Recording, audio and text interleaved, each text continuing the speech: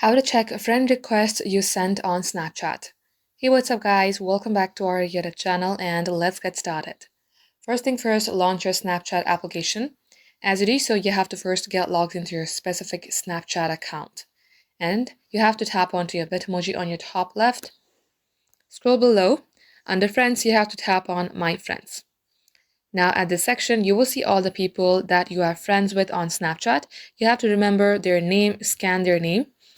Now let's go ahead and see to whom we have sent friend requests. For that, you have to tap on this Add Friends, tap on three dot icon, tap on Friends I've recently added. Now in my case, this is empty because I have not yet sent a friend request to anybody, but you have to compare this page to your friends list because everybody that you have recently added, either they have accepted your friend request or not, will be displayed at this page. If you see somebody that is displayed in this page and not in your friends list, that is the person whom you have sent friend request to. If you would like to cancel it, you have to tap onto their profile and cancel. Just like so, guys, this is how you can do it.